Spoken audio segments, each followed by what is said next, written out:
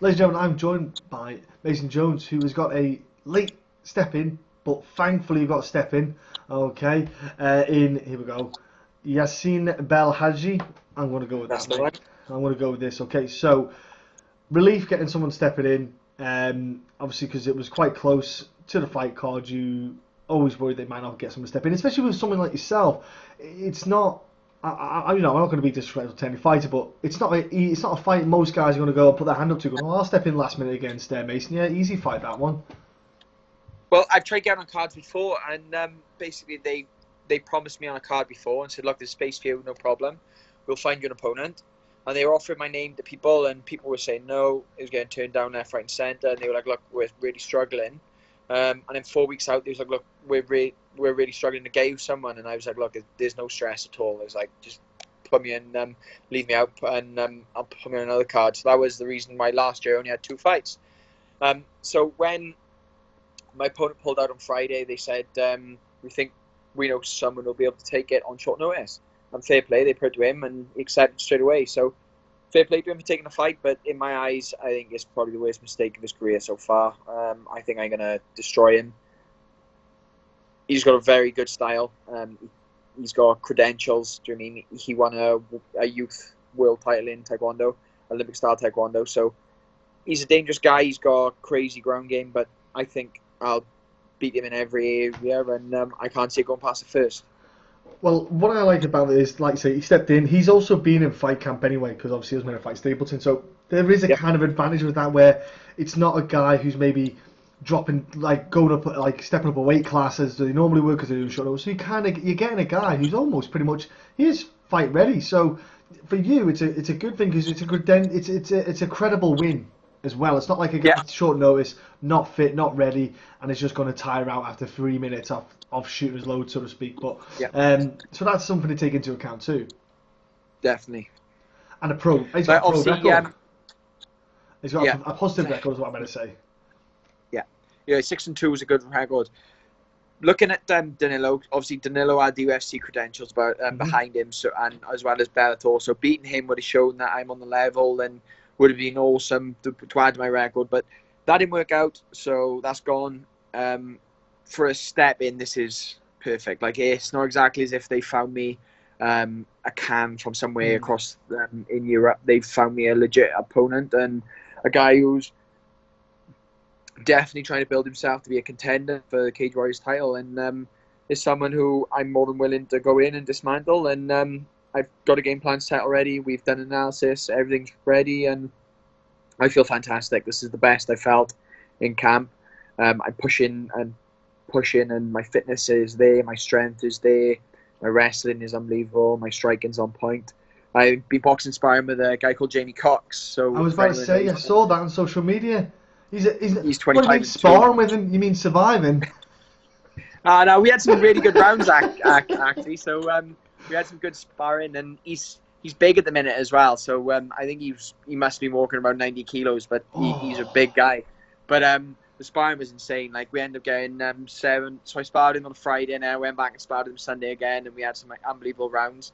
And then I had a bit of toothache on the Monday, so he's meant to spar in the week, and I had to go to the dentist, get that sorted. So we didn't end up sparring again. But as soon as this fight's out the way, I'm going to help him with his next camp and get some work in with him leading forwards. Especially after this fight, I'm going to be looking towards probably a June Cardiff card. So it'll be perfect for my next fight. I was going to say, so the toothache wasn't caused by him, of course, folks, just in case you're wondering. That was totally something separate. It wasn't for him. Totally separate. Wasn't from that bomber. Oh man, he hit so hard. But it was brilliant. Like he's probably one of the nicest guys I've met in boxing as well. Which, considering like he's 25 and 2, Yeah. his last 3 fights he's coming. He ended up losing to George Groves for world title, then beating a guy, and then losing to another top contender. So the guy's record is pristine. He's just getting back in, obviously after that sort of sway because the guy went from 24 and 0 to obviously 25 and 1, 25 and 2. Sorry. So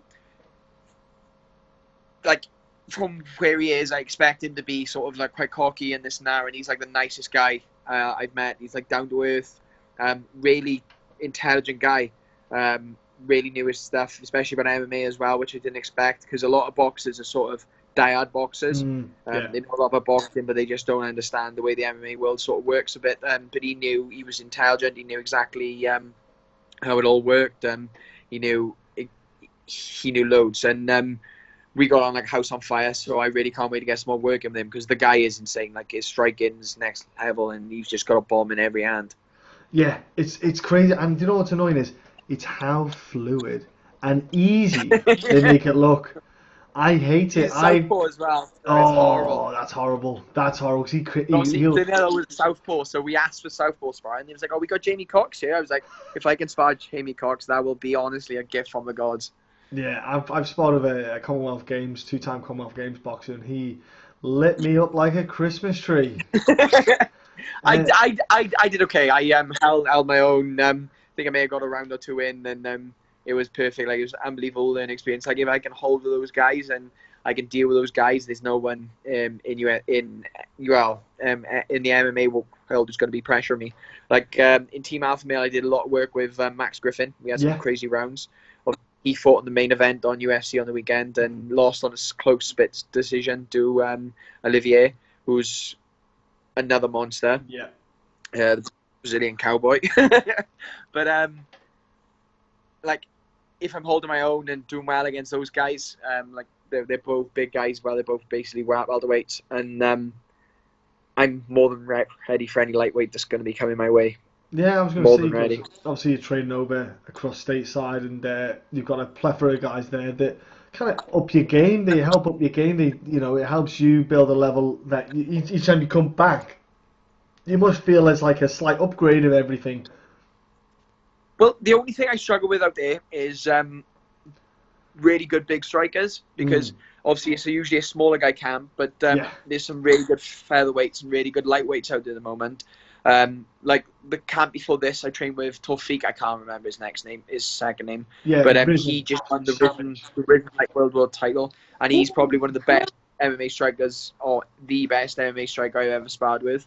And we really bounced off each other and really improved off each other. And obviously there's stuff like Touchy Feely, Darren Elkins, the guys they got there, Chris Gonzalez, who's a Bellator fighter, wrestling prodigy coming through. He's I can't remember the style. It's the upper body style. Folk wrestling? No, American. Not freestyle is another one. So not the Olympic style. It's the other one. Isn't it freestyle and folk wrestling? No, am I just getting mixed up? I can't remember. But he's legit. Who's Greco-Roman? Greco-Roman. That's the one. Yeah, he's Greco-Roman, like 5 times All-American. He's a monster. So we go on like a house on fire as well, and he really helps my wrestling stuff. Like, he's really showed me some good stuff and really helped take my game to the next level. So I'm more than ready for this guy, for whoever decides to step in there. So I can't wait. Yeah, it's great to see the development. You're training with Nad as well, Nad Naramani. He's an alright grappler. He's alright. He seems a bit he's a monster. Lad. Oh, he's a monster. And he's absolutely insane. Like, absolutely insane. Like, some people are obviously screw loose. Like, I'm a bit of a loose cannon. I've always got stuff. I've always been a bit tough. But like, I remember not this camp, but the one before. We was out at the same time again, because this time I come back. I got out there just as he was coming back. But the time before that, we was there together, and I remember he didn't have a fight coming up. He didn't have a fight on. There was nothing coming up for him at all. And he was sparring, and he took a head, like, one of the guys accidentally clashed heads with him. I think he caught a head off Darren Elkins and split his nose across the middle, right? Terrible crash. I was like, mate, you need to get that sorted and stitched. He was like, nah, it's fine. He was like, I'm going to finish my camp. He's like, I'll sort it when I get home. And just literally just powered through. So every session he'd start bleeding, he'd have to deal with it and stuff and clean it up. And he was just pushing through. And I was like, mate, you don't even have a fight coming up. Why are you pushing so hard? And he's like, I just love it. Like, he's just crazy. Like, the guy lives and breathes and dies, and he's going to die by the soldier. I mean, he's an MMA through and through fighter, and he's very good. Very, very good. He's strong. He's got a good base. He's a knowledgeable guy, and it's awesome to work with guys like that. Yeah, I love the fight with him and Alex Enland on Cage Warriors. That was a tremendous battle between the two of them. That's still one of the fights that kind of stick in my mind when I think about Cage Warriors Yeah. bouts and kind of over time. That's still one that is one of my favourite kind of fights. I thought it was a tremendous back and forth battle because it was the question of the two of them, the grappling side of things. It was Yeah. superb, and it's nice to see him on the big stage Well, as well.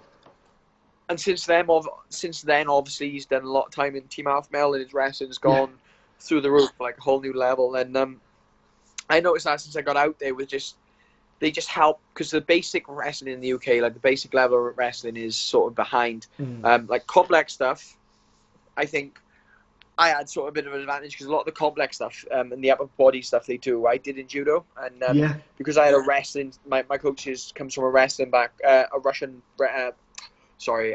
style background for judo. It's a lot of upper body stuff, and I found that that's why me and Chris got on so well out there style wise, because like his style really fitted into mine really well. So mixing that into what my existing game just really blew the doors off the place, and I generally can't explain how excited I am to show you guys how much I've improved and show you exactly what I can do. Well, the thing is, well, for your fights, it's not often you get the grappling down to the ground. It's usually kind of stays standing, mate. So we don't get to see it. Well, the last time I took the guy down, because I had 2 cuts, and I took him down, and I took his back. My ground and pound wasn't anywhere near where it should have been, and I was trying to choke the guy, and he was just sort of happy to sit there and do nothing but run out the time on the round, yeah. So I should have. There's a load of stuff I should have done more, and looking back on it, like it was a brilliant learning experience for me. Like, I can't stress enough how good it is to stay in Cage Warriors and do what I've done. Like, if I get 10 fights in Cage Warriors, that'd be perfect, I think. Because every time I fight, I learn something new about my game, and I improve in a different area, and everything is the way I fight. I always try and make sure that I end up in every area. I don't spend the entire fight. I think the only fight I've spent I think in my fights I try and make sure we go through the entire area, so we get stuff in the striking exchanges, the wrestling exchanges, the ground exchanges. I don't try and make the fights two-dimensional. I want to make sure that we cover my bases, and I try the stuff I've been practicing, and it's just all a lab for me. Like, I'm not going in. The only person I fought so far, I've gone in there with just the intention of beating, was Desme, and that was why he was clinical, he was reserved. I did exactly what I needed, and any area where it got a little bit sort of 50-50, I made sure I got straight out of and went back doing what I did. All the rest of the fights have just been improving and playing with things, and I think it really makes a difference. Like the last fight, we had a good game plan to go to, but the fight changed early on, so I thought I'd be able to finish it early on, so I pushed in and made a few mistakes. I got a bit overconfident pushing in, and I got clipped twice. And there wasn't even shots that landed on me. There were shots that glanced and they caught me, and the shots that glanced managed to just put little cuts in, and that was enough to make it sure, like, look, go back to game plan, take him down, deal with him, and suck the fight out of him and finish him. And I managed to take the fight out of him like he was a broken guy, but I just couldn't put him away. And I think that shows to his level. But looking back, if I was fighting that fight again now, I think I could finish it in the first round. Yeah, it is. The good thing about it, though, with like say the Cage, you learn and experience, and I remember seeing the documentary. Jack Shaw got offered the UFC a little bit, and he turned it down. Jimmy Manor, I recall him talking about in the past how he got offered at the UFC, turned it down before because he wanted to basically just sharpen up those areas that you're not sure about. Tom Aspinall as well. I know he's making his debut in the UFC, but he turned it down prior as well. A lot of guys these days aren't jumping on that UFC opportunity because they want to go. I don't want to be that guy who goes 0-3 and you're back out again. I want to go cement your base. Yeah. Cement your foundation and make sure your game's perfect before you go in, because, like you said, they don't really give a lot of people second chances. If you bounce in, you bounce out. That's you. They're just not interested. There's such a level of fighters out there, and there's so many successful and dangerous fighters that they just have so much variety to pick from that if you don't make the level, they're just not interested. No, they can just go to the next one. Talking about Jack Shaw, obviously Shaw MMA facility popped out in the middle of Wales, and looks kind of tasty. I won't lie. I don't know if you've been down there to have a look at it yourself. Is it something you thought about going down and have a little play around in? I popped down. I get on good with Jack Yeah. and a few of the boys. So I popped down. Mainly, a friend of mine who I did a podcast with asked me to get some signatures on the t-shirt. So I popped down there to give it to Jack and all because he gets on good with them. So he can get those guys to sign the gloves and the t-shirt just for his own personal collection sort of thing.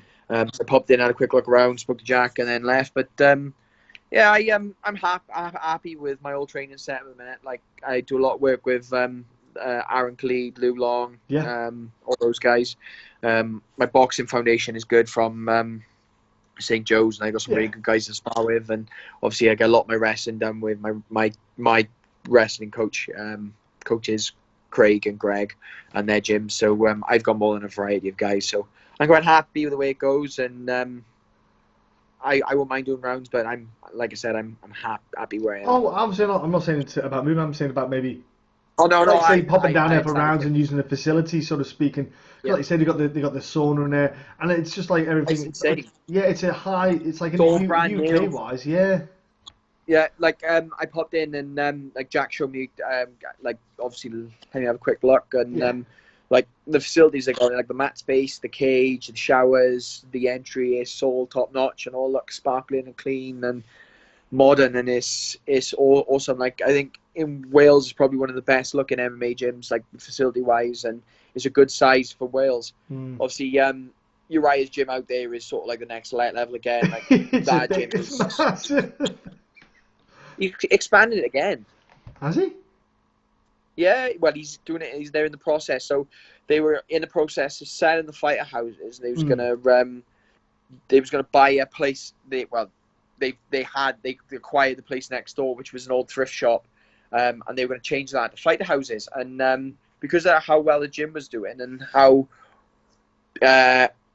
overfilled it was, over capacity, they abandoned that and was like, nah, we're just going to expand the gym. So I think they were more expanding the private side of it and going to use more of the space on the other side for the pro gym. But I don't know exactly how they're going to do it, but Urijah's got a plan in hand all the time. Like since I've started going out there, he's already expanded once.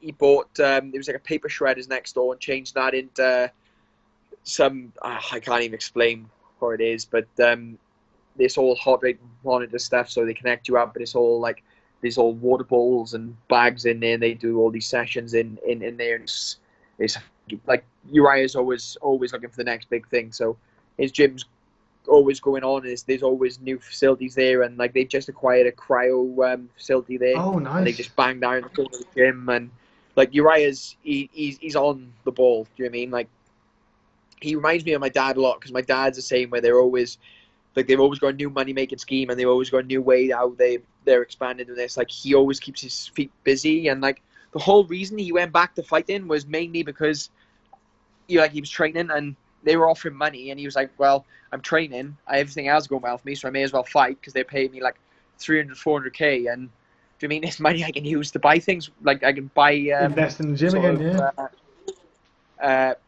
I can't think of the word I was going to use, but I think he bought like a house or two with the money he had, and he's always on about acquiring assets. That's the word I'm looking for.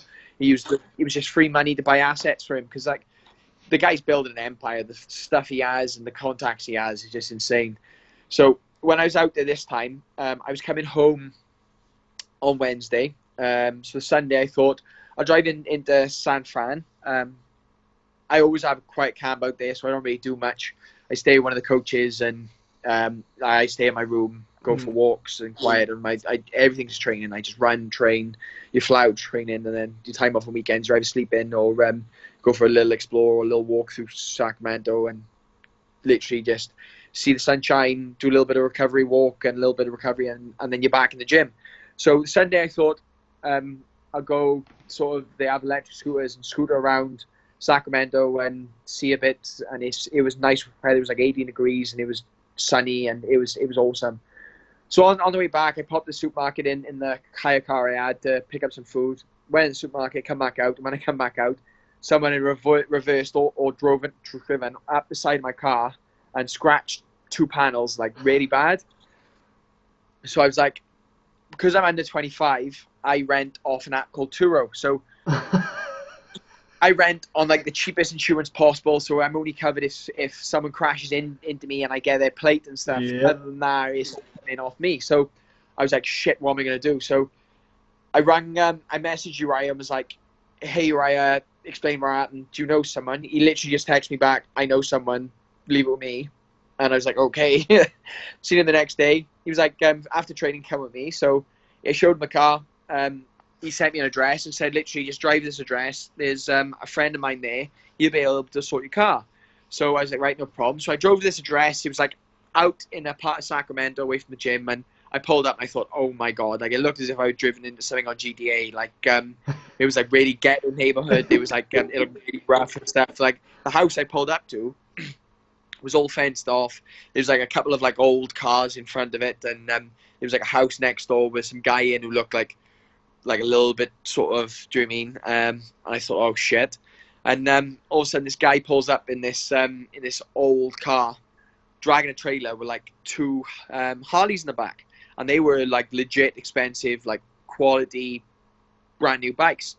So I was like, shit. So as soon as I seen the bikes, I thought, right, this, like, because Uriah had said the guy there he's got a lot of money behind him, but I pulled up in his neighbour and I thought, well, look as if the guy's a drug dealer, do you know what I mean? Yeah. So the guy pulled up and basically he owned the 2 houses in the fenced off property, and the reason he lives out in the sticks because he likes collecting classic cars.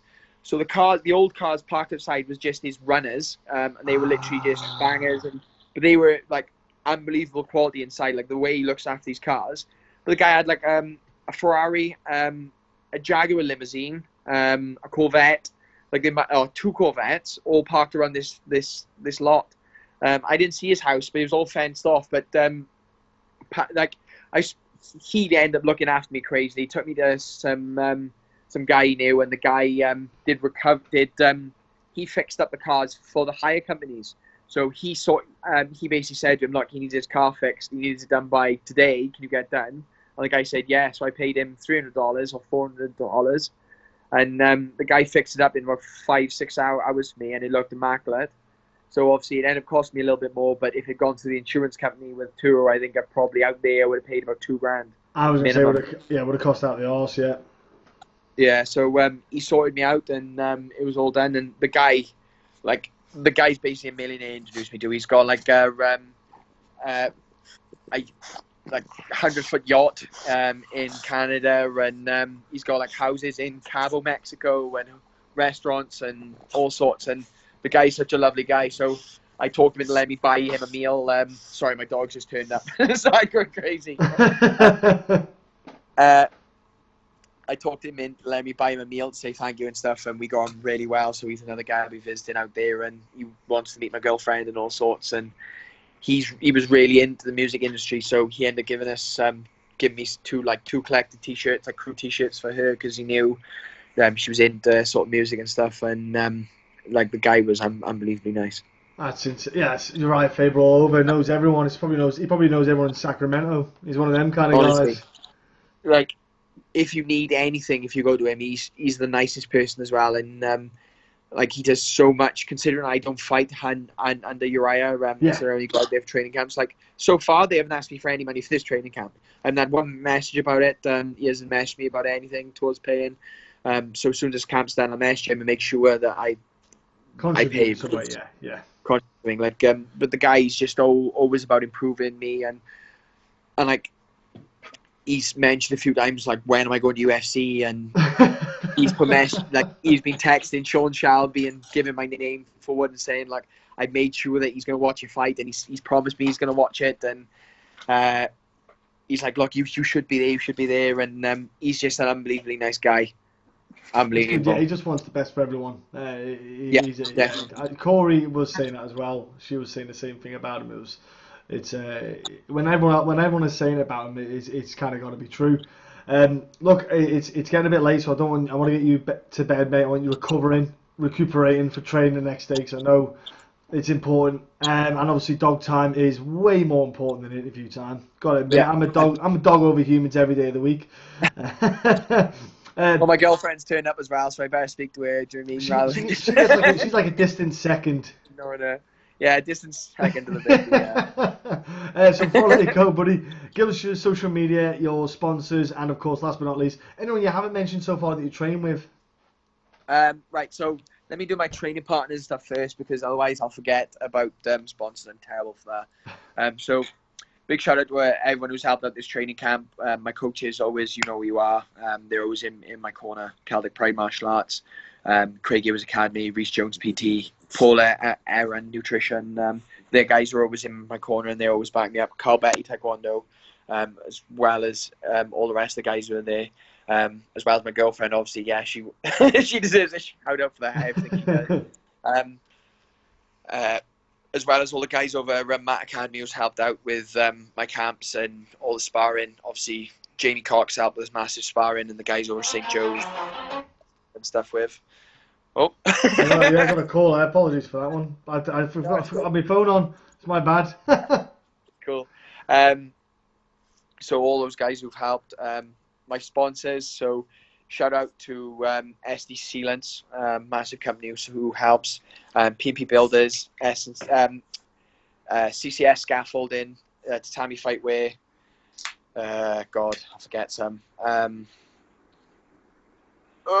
should have these written down before. I normally write them down before, but obviously because I completely forgot.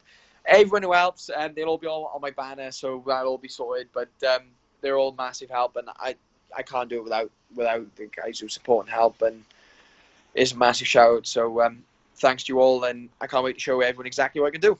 I can't wait to see as well. Ladies and gentlemen, tune in to this. I'm not sure if you're on the Fight Pass, the Facebook prelims, or if you're on your UFC Fight Pass, because I don't know what the card schedule is going to look like at the moment.